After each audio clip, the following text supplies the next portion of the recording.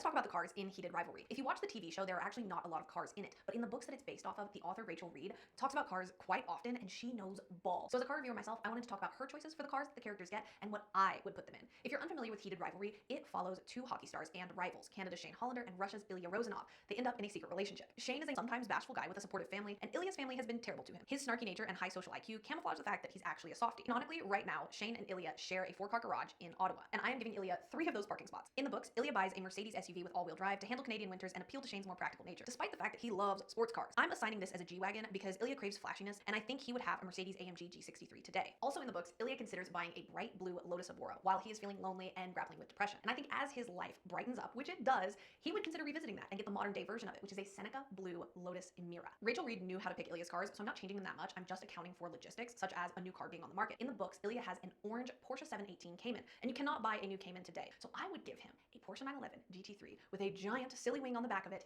in paint to sample signal orange. Now, Ilya's choice in transmission I could see going either way as a wealthy athlete. On the side of having a manual transmission, you have the argument of car enthusiasm. On the other side of it, which would be an automatic, he could say, I'm rich, why do I have to shift my own gears? I think Ilya would lean toward a manual transmission because I'm a manual elitist jerk and I would want him to be one too. And if he is a manual elitist jerk, I don't know if his actor Connor Story can drive stick, but I would volunteer to teach for sure. Now let's talk about Shane Hollander, whose vehicle we also get references to. In the show, he drives a Land Rover LR2. In the books, he drives a Jeep Cherokee. Ilya finds both of these boring, and Shane goes, what? It's practical, it works in the snow. But I do think as a very wealthy athlete, we need to have Shane have a slightly more expensive car, so that narrows us down to a Range Rover Evoque. Shane's mom, Yuna, is this combination girl boss hockey mom, and I think the perfect car for someone like that, who manages her son's brand deals and she's so organized, is a Porsche Cayenne. She lives in Canada, she's gonna look at that as elegant and capable and expensive and a sign of her success in life and with her family. The first book in the Game Changers series follows fictional New York hockey star Scott Hunter and his love interest Kip Grady. Kip is always taking the train, but in the books, Rachel Reed mentions that Scott has an unnamed SUV that he barely drives because he's always taking a car service. I see him as a high-class, wealthy man, and when I think of that, I think of a black Audi RS7. It looks nice, it has an Audi logo, it has a sloping roofline, and it just seems like something you would buy if you had a lot of money and you weren't super enthusiastic about cars, but you wanted your car to look cool. Next, we have Rose Landry, who in this narrative is a very famous movie star, and when Shane is really fighting his feelings about Ilya, he ends up dating Rose very briefly, and then Rose becomes this wonderful support system. And Rose, she's always pictured and she's always depicted in the books as taking car services,